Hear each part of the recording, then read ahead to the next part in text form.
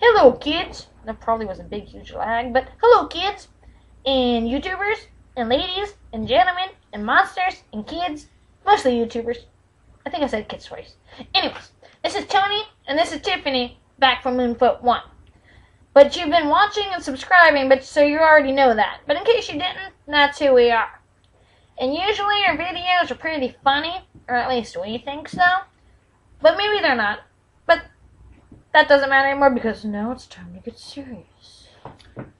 Yes. We're talking about urban legends today, and we want to find out if they're real or fake, and we are actually going to go and see one. And where are we going to go? We're going to go to West Mifflin, Pennsylvania. Why?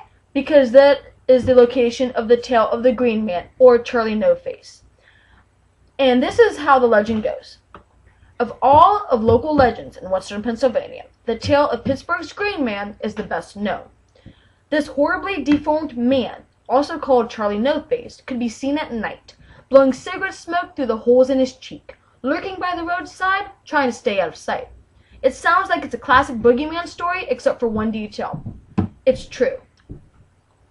As the story goes, the Green Man had an accident that ruined his face. Some say he was a West Mifflin man working for the power company, struck by lightning or shocked by a downed power line. Others suggest he was a factory worker splashed with acid. Whatever the case, all agree that the accident turned his skin green and melted his facial features together.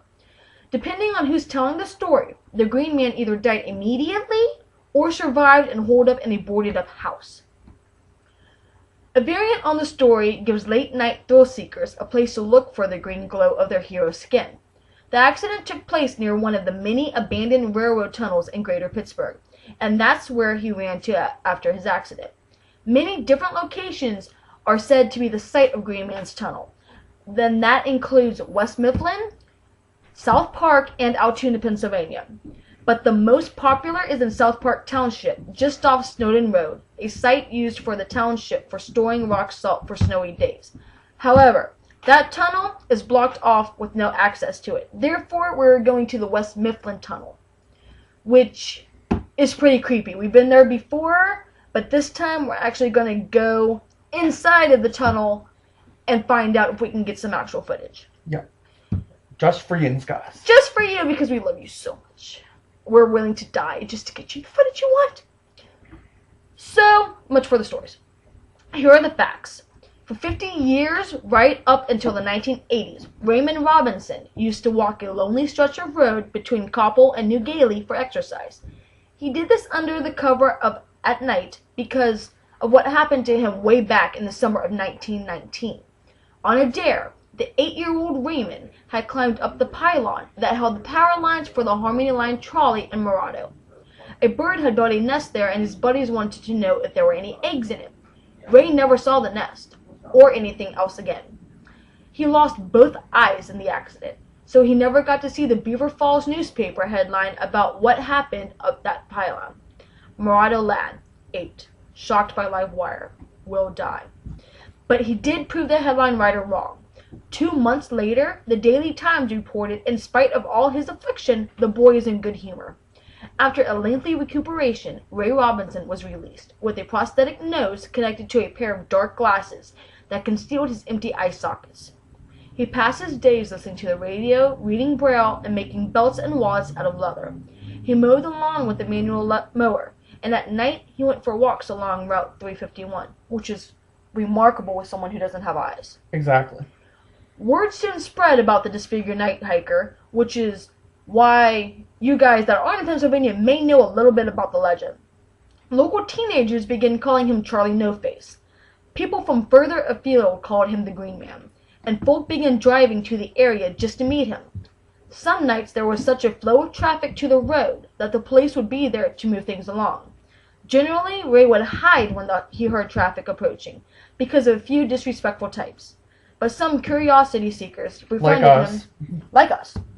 We befriended him, and he came to appreciate the company, and hopefully he will ours too. They'd give him cigarettes and beer, and sometimes snap pictures with them. Hell, if I was going through that, I'd want cigarettes and beer too. During the Vietnam War, draftees from the Pittsburgh area took these pictures with them, and so the legend of the Green Man spread across the theater of war and back to the United States. And the stories became more exaggerated as they were retold. That's why there's so many different variations of this legend. But according to Weird Pennsylvania, which is where I'm getting this information, this is what they're telling me, so this is what I'm telling you because it's the most accurate so far. Yep. So this is one half of our video. The second half will be the main footage of us going into the tunnel with our friends. The real stuff you want to see. Exactly. So we're going to name this one Green Man Part 1. Because we think that you should know the legend before we actually go, before you start seeing pitch black and wonder what's going on. So this is to let you know what we're doing, to let you have an understanding of what we're looking for, and just in case we die, something to remember us by. Of course. And we want to bring in our special guest, one of the many people that's going to be with us, Tim, our driver, and say hi to the YouTubers. Hello, YouTubers. So, if we don't die by Timmy's driving first, we're going to be at this location, and we're going to try to catch some footage. Hopefully, with their flashlights, we'll be able to have enough light in order to actually see something. Or I'm going to make him mad. Oh, he's going to make him mad, and then we're going to have a big green abyss, and then I'll get footage of that. But it's very pitch dark in that tunnel, so hopefully my camera will pick something up. We do have flashlights, so that may help a little, but we will report back with any footage that we have, whether it's just us goofing off or an actual sighting of the Green Man.